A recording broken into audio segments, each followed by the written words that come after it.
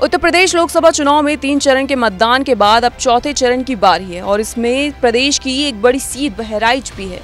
यहाँ का इतिहास देखा जाए तो यहाँ की जनता ने बीजेपी, कांग्रेस और सपा को बारी बारी से मौका दिया है, या यूं कह ले कि सीट पर हमेशा सियासी बयार बदलती रही है। किसी एक पार्टी पर लोगों को भरोसा टिका नहीं, कोई भी सीट को अभी तक अपना गढ़ नहीं बना पाया, यानी कि जनता कभी किसी सियासी लहर में नहीं बही। अब तक कोई भी पार्टी या प्रत्याशी यहाँ हैट्रिक नहीं लगा सका है और ये सीट 2014 से बीजेपी के खाते में है। ऐसे में इस बार सवाल ये उठ रहा है कि क्या इस बार यहाँ इतिहास बनेगा या स्थिति बरकरार रहेगी, क्योंकि बीजेपी की तो हैट्रिक लगाने पर नजर है, पर इतना आसान भी नहीं है। पहले अब ये जान लेते हैं कि सीट से किस पार्टी से कौन प्रत्याशी मैदान में है। बीजेपी ने मौजूदा सांसद अक्षयवर लाल के बेटे डॉक्टर आनंद के चेहरे पर दांव खेला है। सपा ने पूर्व विधायक रामेश गौतम को मैदान में उतारा है।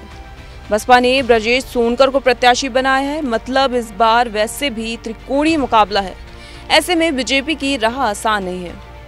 2014 और 2019 में भले ही मोदी लहर में सीट पर बीजेपी ने कब्जा जमा लिया था, पर 2019 के विधानसभा चुनाव में मटेरा विधानसभा में मोदी लहर का जादू परवान नहीं चढ़ सका था और बीजेपी को हार का सामना करना पड़ा था।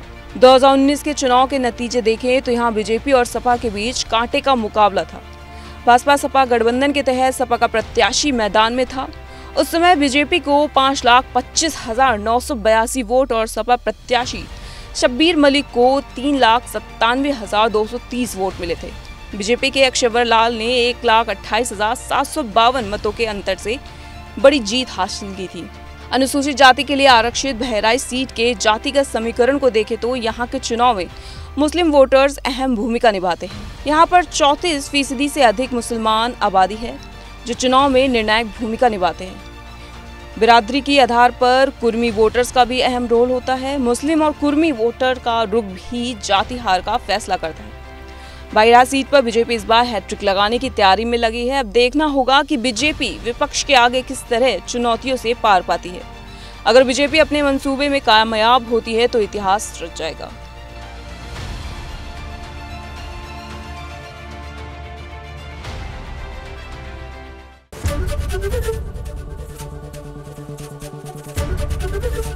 एबीपी गंगा, खबर आपकी, जुबान आपकी।